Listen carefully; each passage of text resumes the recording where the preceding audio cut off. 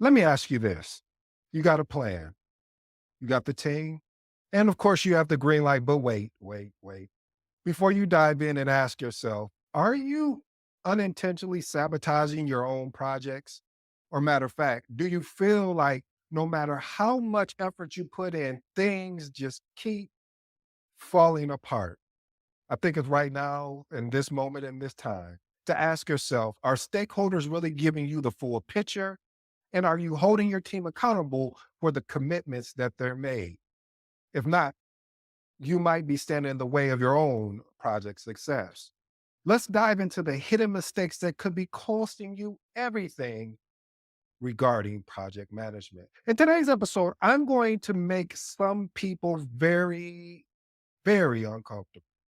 And some of these tips I shared today, most project managers, and I promise you, most project managers would not share this information. You say, well, why, ED? Because it cost them so much to learn what I'm about to share today with. I hope you listen all the way through because the more you're aware of these traps, the better, the more exceptional project manager you can become. You mind if I share a story with you? If you're not aware, I do offer coaching and mentoring.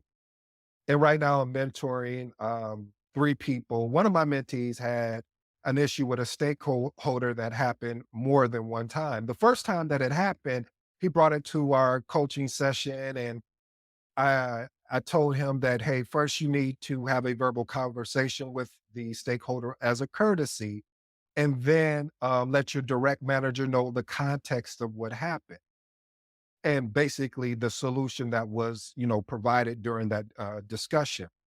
When our next mentor slash coaching meeting session took place, I asked him, so, hey, did you address that issue that you talked to me about verbally with that stakeholder? Like I said, give them a courtesy to let them know about the issue that was there and as well as inform your manager. My mentee assured me that he did. But then he said the stakeholder turned around and did the same thing again. As my mentee was describing this incident, family, which you can tell this was the first time this has ever happened to him because he sounded so innocent and he sounded so frustrated that he couldn't understand why the stakeholder was blowing this conversation, this discussion out of proportion. I next told my mentee, listen, you've handled everything professionally with first giving them a courtesy call verbally. Now you need to handle everything via email. If the stakeholder has a conversation, I don't care if it's through text message, through chat, I don't care if a pigeon comes and drops a note off at your door, you need to follow up via email and copy your manager on it. You see, family, the reason why I share this story with you, and I did get his approval before I shared the story with you. And I know you think, well, what was the incident?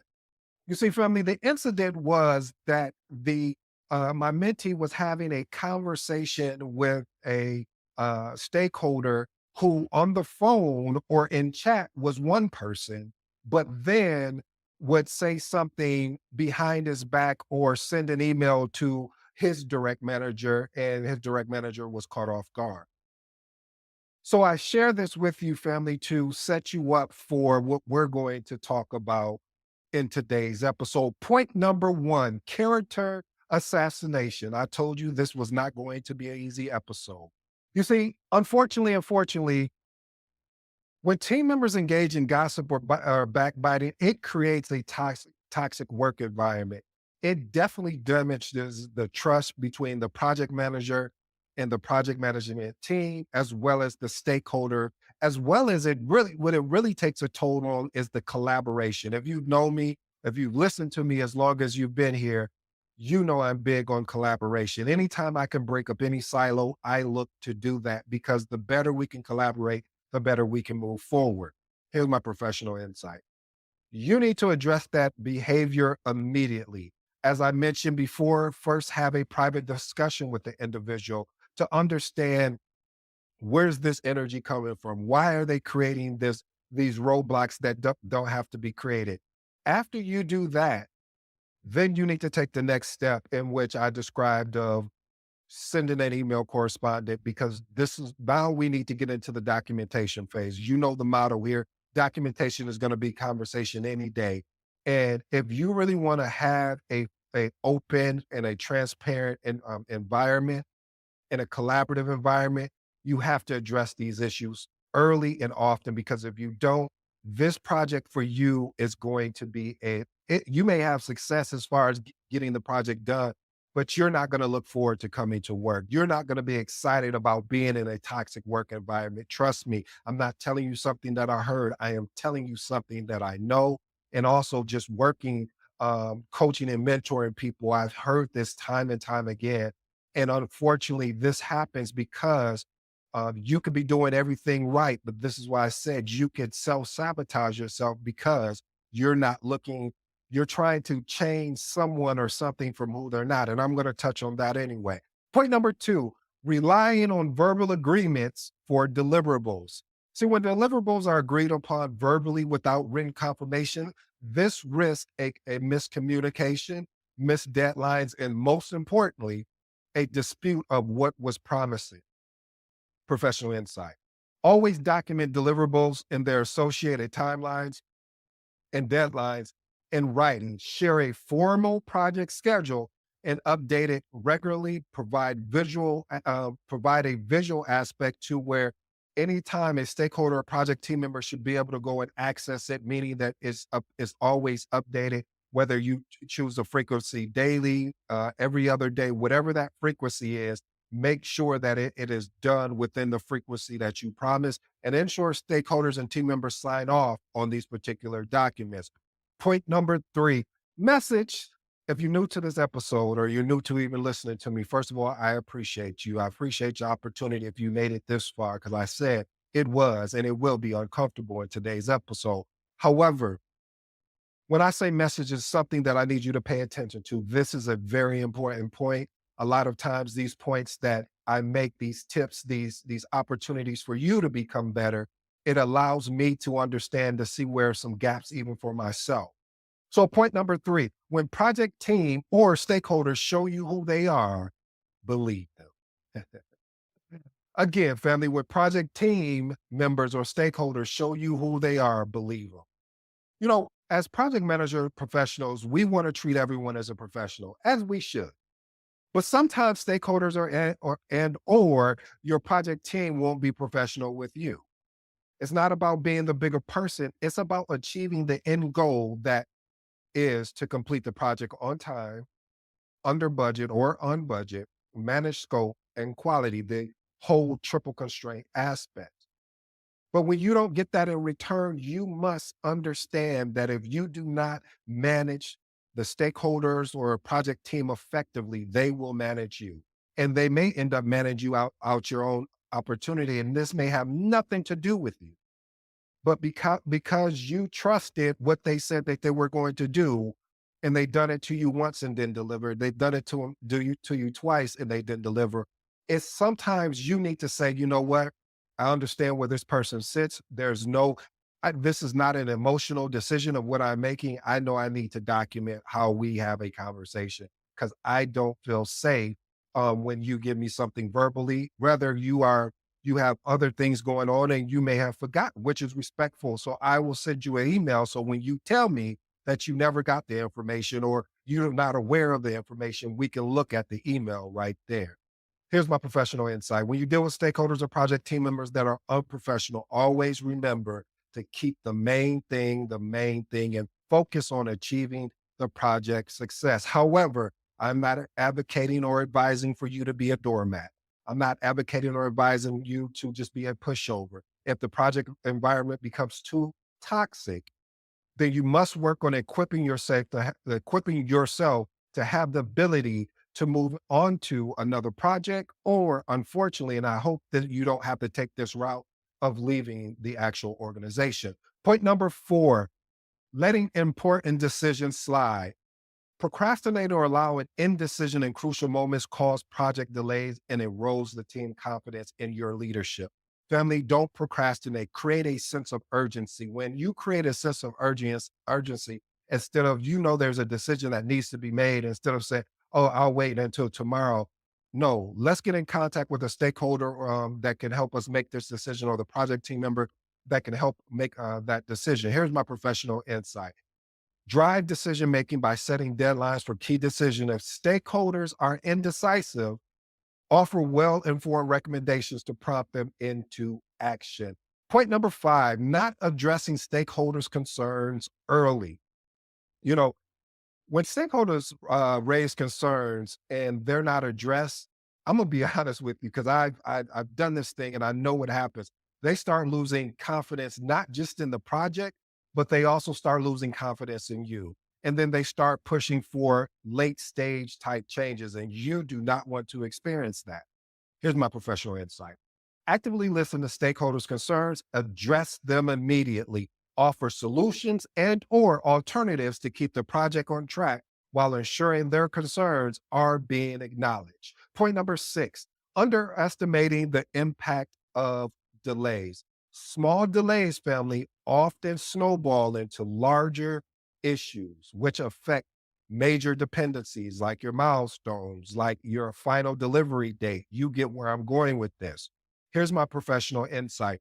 Monitor the project timeline closely and flag even the minor delays immediately. I mean, promptly, just like if it was a major delay. Why do we want to do that?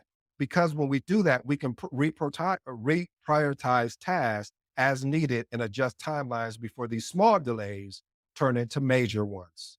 Point number seven, lack of regular status updates. I'm gonna try to keep my cool here because if not, I'm trying not to laugh, family, because I've seen it where you wouldn't even see a status report or some type of dashboard to let stakeholders know because the project team most of the time knows what goes on because they're part of the regular meetings. But I've been in situations where they weren't even used to having regular meetings or 2 meetings a week. They're like, no, we just send our stuff in to the project manager and he updates something and this happens. And I'm like, no, that's not how we roll here. So without regular updates, stakeholder and team members may feel disconnected, leading to a lack of visibility, as which also surprise issues can creep in late into the project. Here's my professional insight, family.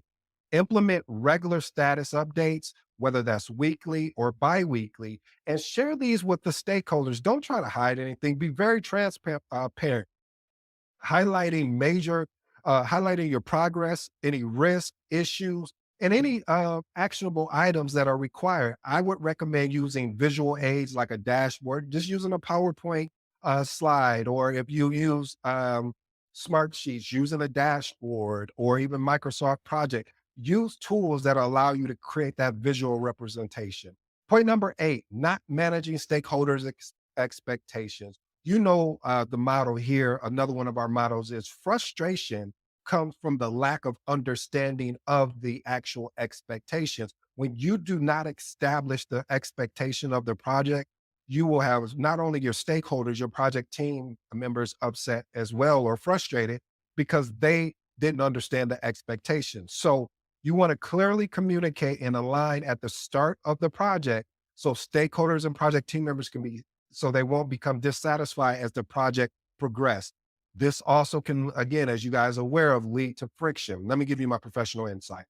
Set clear expectation with stakeholders from the very beginning, providing, again, what we talked about it earlier on point number seven is regular status updates and also being transparent about the progress, risk, and any potential delay. I got two bonuses for you, family, and then I'll give you my transformational insights and I'll let you be on your way. Bonus number one, ignoring team dynamics and interpersonal issues. Sometimes you can get so caught up in the project that you can overlook the tension between team members, which in return can erode, or I should say, corrode the collaboration that you have really took time to help build with the team. And when that happens, then you lead to missed deadlines, definitely poor quality of work, and then all of a sudden you start creating this passive aggressive behavior between stakeholders, project team members, and the project manager himself. Here's my professional insight. Actively observe team dynamics, address interpersonal conflicts as soon as they arise. And, and look at this, family. Consider team building exercises or coaching for individuals who struggle with collaboration. Here's my last and final bonus for you, family. Failing to rebook key meetings with attendees who made a decision, not a choice, a decision to cancel. If key stakeholders or decision makers can't attend a meeting and the meeting proceeds without them, important decisions may be delayed or made without the necessary input, resulting in rework. Here's my professional insight. So, for the critical attendees who either cancel, wanted to reschedule the meeting for their participation, I would recommend scheduling a meeting either with them one on one or bring it or scheduling a whole nother meeting. Also providing them the notes from the meeting that you just had, and then and bringing that to a meeting. But you want to get them on the call so you can also get their buy-in as well. Here are my three transformational remarks, family. Point number one, relying on verbal agreements for deliverables. Like I said, it's important, family, when an agreed upon deliverable is done on the phone or I should say verbally, please document that deliverable and its associated deadlines in writing and share it in a formal project schedule or email and update it regularly. This way, this avoids any type of risk of miscommunication or missed deadlines, or actually disputes of what was actually promised. You see, I had to do the quote. Point number two, failing to rebook key meetings with attendees who cancel. Like I shared earlier, that was one of the bonuses. It's critical that you need to get back in front of that crucial stakeholder or that decision maker, because of the fact of that they may push back on a decision that was made without them being there. So the first step is sending out the meeting recap of the meeting that you had with them not being there, and then scheduling another meeting with them to ensure to get their buy-in. Here's something I was just thinking of as I'm talking about this is, if they choose not to attend after you set up a meeting, you want to send them an email and saying and asking them, do I have your official decision to basically this was the decision that was made. And if you decide not to attend the meeting, do I have your official sign off that we're good here? Because again, you don't want for this to come back and bite you. And the last and final transformational remark, when project team members or stakeholders show you who they are, family, believe them. I know it's hard, especially project managers that are trying to show how much they care, especially if you love this thing that I love, that I hope you fall in love with, called project management. We can get so caught up in believing the good in people, and we're supposed to. But when someone consistently shows you who they are by not showing up to meetings, but not being professional and not treating the project uh, as they should, by completing things on time, by being accountable for what they said they were going to deliver, then you must, and I promise you, you must go ahead and address that immediately, because if not, that project environment will become toxic. And then you'll find yourself trying to make a hard decision to either stay or go. Well, family, I hope you enjoyed today's episode. I go by the name of ED. For all you smart and intelligent folks out there, listen, that just simply means Ed. Thank you for this opportunity. I hope you stuck all the way through, because there were some great tips in here that if you're thinking about getting into project manager, becoming a project manager, or if you're already one, you're probably saying, why did you share all of our secrets? Well, listen, I want more people in this field that I love, called project management. And I think you are the person that can really step in and step up. If there's anything I could do to help, please feel free to reach out to me. Thank you.